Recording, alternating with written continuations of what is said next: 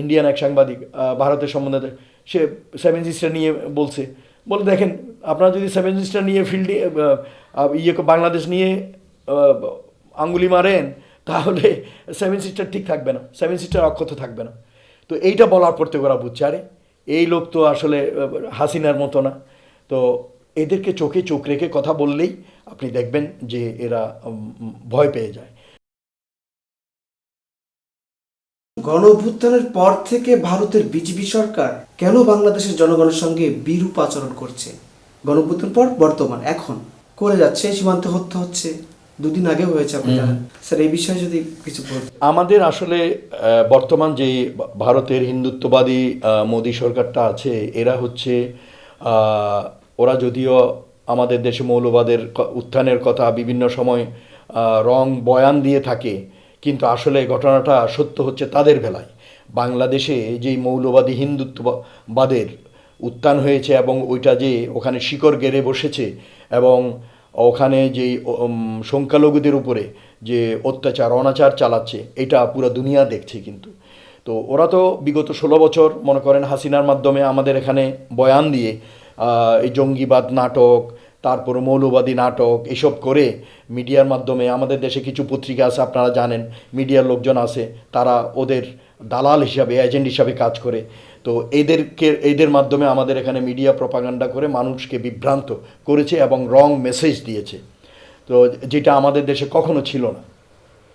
তারপর মনে করেন কিন্তু ওদের দেশে ওরা হচ্ছে একটা গোড়া মৌলবাদী সংগঠন হচ্ছে বিজেপি, এবং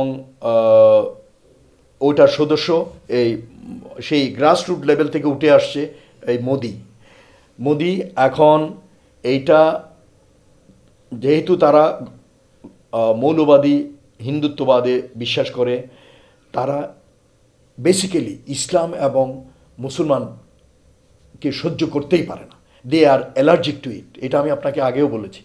তো সেজন্য তারা আমাদের দেশের ইসলাম কি হচ্ছে, আমাদের দেশে মৌলবাদ হচ্ছে কিনা কিনা এইটা নিয়ে তাদের গায়ে জ্বর, এবং তারা কিন্তু এই অবস্থায় চাচ্ছে কোনো মানে ইসলামপন্থী কোনো দল, আসলে রাজনীতি আর ইসলাম তো মনে করেন এটা তো আমাদের দেশের ধর্মীয় চর্চার একটা ধর্ম, যতগুলো ধর্ম আছে তার ভিতরে একটা ধর্ম, এটা একটা বড় ধর্ম, এই ধর্মের অনুসারী লোক বেশি আমাদের দেশে।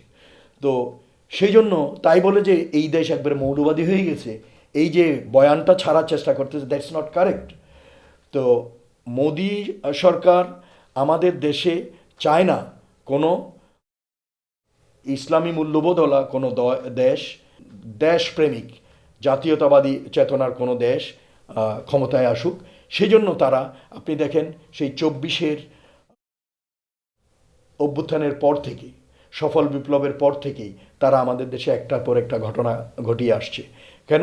এখন যেই বিশেষ করে ইন্টারিম গভর্নমেন্ট আসছে, ওইটার প্রধান ডক্টর ইউনূস, উনি যে যাই বলুক, সফলতা ব্যর্থতা নিয়ে কোনো একটি রাষ্ট্র পরিচালনা হয়, কিন্তু উনি ব্যক্তি হিসাবে he is a globally accepted man, he is a Nobel laureate. তো এখন তার যে মেধা, তার যে অভিজ্ঞতা, এগুলো দিয়ে সে যদ্দূর পারে দেশকে এই অবস্থায় হাল ধরার চেষ্টা করছে। এবং এই যে আপনি এইভাবে নিশ্চিন্তে বসে কথা বলতেছি, এই পরিবেশটা হয়তো থাকতো না। কারণ এই যে মনে করেন ওরা এসে যদি হালটা না ধরতো, এবং ভিতরে ভিতরে ওরা যে কী কাজ করছে, ওরা হয়তো চলে গেলে, ডক্টর ইউনূস চলে গেলে আমরা বুঝবো। হ্যাঁ, ওনার উপদেষ্টা পরিষদে অনেকেই বিতর্কিত আমরা আছে জানি, তাদের পারফরমেন্স নিয়ে অনেক অবজারভেশন আছে, এটা আমরা এগ্রি করি। তো ভালো খারাপ নিয়েই তো আসলে একটা টিম। তো আমি বলবো যে ও তো প্রথম থেকেই ওরা এসে ডক্টর ইউনূসের সরকারকে ব্যর্থ প্রমাণ করার জন্য বিভিন্নভাবে বিভিন্ন কর্মকাণ্ড শুরু করলো। এখানে নাশকতামূলক কর্মকাণ্ড, প্ররোচনামূলক মিথ্যা খবর, মিথ্যা প্ররোচনা, এই যে দেখেন ইসকন নিয়ে, সংখ্যালঘু নিয়ে, পার্বত্য চট্টগ্রাম নিয়ে আনসার পুলিশের ভিতরে অশান্তি সৃষ্টি করলো। তারপরে এই যে পাড়ায় পাড়ায় ডাকাতি করে দিল ছাত্রলীগের পোলাদের দিয়ে। তারপরে এই যে এখন এইটা আমরা হয়তো পরে আলাপ করতে পারি নির্বাচনের বর্তমান ইয়ে নিয়ে। তো সে আসার পর থেকে, কারণ ডক্টর ইউনূস ওই যে প্রথমে তাকে একটা কোয়েশ্চেন করছিল আসার সময় এক সাংবাদিক, যে ইন্ডিয়ান এক সাংবাদিক ভারতের সম্বন্ধে, সে সেভেন সিস্টার নিয়ে বলে দেখেন আপনারা যদি সেভেন সিস্টার নিয়ে ফিল্ডে বাংলাদেশ নিয়ে আঙ্গুলি মারেন তাহলে সেভেন সিস্টার ঠিক থাকবে না, সেভেন সিস্টার অক্ষত থাকবে না। তো এইটা বলার পর থেকে ওরা বুঝছে আরে এই লোক তো আসলে হাসিনার মতো না। তো এদেরকে চোখে চোখ রেখে কথা বললেই আপনি দেখবেন যে এরা ভয় পেয়ে যায়। তো সেই জন্য সে তখন থেকেই ডক্টর ইউনূসকে যখন দেখছে যে ভারত থেকে আমরা সরে আসতেছি, আমাদের জনগণের দাবির প্রেক্ষিতে, আমাদের জনগণের যে এখন ভারতের সাথে একটা আস্থার ক্ষয় হয়ে গেছে, এইটার প্রেক্ষিতে, কারণ ভারতের ব্যবহারে আমরা বুঝতে পেরেছি ওরা আমাদের বন্ধু নয়, সেজন্য বাংলাদেশের জনগণ এখন যে অ্যান্টি ভারত বিরোধী একটা যে সেন্টিমেন্ট, এইটার প্রেক্ষিতে এবং ডক্টর ইউনূসও দেশপ্রেমের অবস্থান থেকে সে বলছে যে আমরা স্বাধীন সার্বভৌম দেশ, পাশাপাশি দুইটা স্বাধীন সার্বভৌম দেশ আমরা থাকতে পারি, কিন্তু বন্ধুর মতো আচরণ না করলে তাহলে তো বন্দি সে থাকা যায় না। আমরা সব চুক্তি করব এবং আপনার স্বার্থের কথা বিবেচনা করব, আমার স্বার্থের কথা বিবেচনা করব না, আমরা সব আপনাদেরকে দিয়ে দেব। ওই যে একজন ফরেন মিনিস্টার হাসিনার বলছে না যে আমরা স্বামী স্ত্রীর সম্পর্ক, হাসিনা নিজেই বলছে যে ভারতকে যা দিছি সারা জিন্দেগি মনে রাখবে। তো এইভাবে তো হতে পারে না, একচেটিয়া হতে পারে না, এটা গিভ অ্যান্ড টেক। আমি আপনাকে দেবো, আপনি আমাকে দেবেন। আপনার যদি মনে থাকে আপনি মিডিয়ার লোক, এই যে মনে করেন ডিশ কেবল, ওদের ডিশগুলো সবগুলো আমাদের এখানে দেখা যায়, আর আমাদের ডিশগুলো ওদের এখানে দেখা যায় না, কেবলগুলো, হ্যাঁ আমাদের প্রোগ্রামগুলো দেখা যায়। তার মানে ওদের কালচারটা, ওদের যে সাংস্কৃতিক আগ্রাসনটা আমাদের দেশে ওরা খুব সহজে করতেছে, এবং এটা আপনারা নিশ্চয়ই দেখতে পাচ্ছেন। আমাদের দেশে যে টরকীয়গুলো কখনো ছিল না, ইয়েস, এই যে পরকীয়া প্রেম টেম হচ্ছে, মানুষের ঘর ভাঙতেছে, এইসব যে সামাজিক অনাচার অবক্ষয়, এগুলো কিন্তু কখনো ছিল না। কিন্তু এই তাদের এই সাংস্কৃতিক আগ্রাসনের কারণে আমাদের সমাজে এইসব বিষ ঢুকে গেছে এবং ক্ষতি হচ্ছে। কিন্তু আমাদের দেশের যে সংস্কৃতি, তাদের দেশ থেকে আমি বলবো অনেক উন্নত মানের, পরিচ্ছন্ন, কিন্তু ওগুলো তো তাদের দেশে তারা যাইতে দেয় না। তো এখন কথা হচ্ছে যে এইখানেই কথা, তারা বন্ধু আমাদের কখনো ছিল না, সবসময় তারা বৈষম্যমূলক আচরণ করেছে। আমরা যদি পিন্ডির বৈষম্যমূলক আচরণ থেকে মুক্তি পাওয়ার জন্য 71-এর যুদ্ধ করে স্বাধীনতা অর্জন করি, তাহলে আমরা কোন কারণে এই দিল্লির সাথে এই বৈষম্যমূলক আচরণে, তাদের দাদাগিরির আন্ডারে আমরা থাকবো? আমরা স্বাধীন সার্বভৌম রাষ্ট্র হিসাবে মাথা উঁচু করে দাঁড়াতে চাই।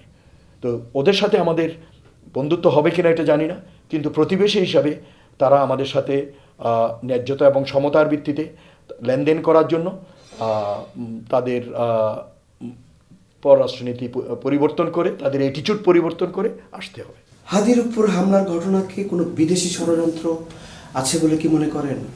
অফকোর্স।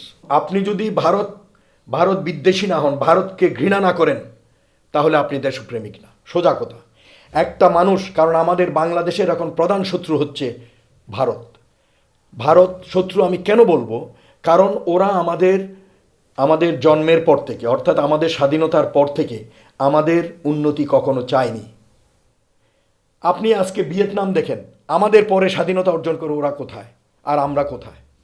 এরা আমাদেরকে আগাতে দেয় নাই, ওরা আমাদেরকে ব্যবহার করছে তাদের একটা মার্কেট হিসাবে, তাদের পণ্য সামগ্রী আমাদের এখানে বিক্রির জন্য, বাণিজ্য করার জন্য, আমাদেরকে তাদের কাজে, তাদের দেশের সন্ত্রাসীরা আমাদের দেশে আসবে, আমরা ধৈর্য তাদেরকে দেব, আমাদেরকে বিভিন্ন কাজে তারা ব্যবহার করার জন্য তারা আমাদের দেশটাকে তাদের ক্ষেত্র হিসাবে তৈরি করছে। তো এখন আমাদের বিডিআরের কেস আপনাকে বললাম, আমাদের দেশে যত ধরনের এই যে মৌলবাদের কথা বলে যত ধরনের ঘটনাও হয়েছে, ইভেন কি বিভিন্ন জায়গায় নাটক করে, সাজানো নাটক করে পর্যন্ত ওরা প্রচার করছে, এগুলো সব ভারতের ফান্ডিংয়ে হয়েছে এবং ভারতের প্রেসক্রিপশানে হয়েছে। তারপর মনে করেন যারা এখন এই 24শে আগস্টের পর থেকে আমি বলে আসছি, এই যে ছাত্র নেতাগুলো, তারপরে যারা জুলাই অভ্যুত্থানের অগ্রভাগে ছিল, যারা ভারতীয় আধিপত্যবাদের বিরুদ্ধে কথা বলে, যারা আমাদের দেশের স্বাধীনতা এবং যারা দেশপ্রেমের অবস্থান থেকে দেশের স্বার্থের জন্য কথা বলে, তাদেরকে উৎখাত করার জন্য, তাদেরকে নির্মূল করার জন্য তারা পরিকল্পনা নিয়েছে এবং এটা আছে। আমি এটা অনেক আগে থেকে বলছি, এই ছাত্রদেরকে নিরাপত্তা দেয়া জরুরি। তারপর ওরা এখন জুলাই অভ্যুত্থানের পর থেকেই চেষ্টা করছিল, আপনার যদি মনে থাকে, এই যে এখন ওরা এনসিপিতে জয়েন করছে, জুলাই অভ্যুত্থানের ছাত্রনেতা ছিল এই যে হাসনাত, সার্জিস, এদেরকে বিভিন্ন জায়গায় ওই গাড়ি অ্যাক্সিডেন্ট দিয়ে ইয়ে করানোর চেষ্টা করা হচ্ছিল। তো এগুলো তো আমরা দেখে বুঝতে পারি হিন্দি ছবির কায়দায় এদেরকে মেরে ফেলার চেষ্টা করা হচ্ছিল। তো এইভাবে এদের প্রাণের উপর হুমকি আছে, এবং হাদি নিজেও বলছে সে এই ধরনের অনেক কল পাইছে, ইভেন কি বিদেশি কলও পাইছে।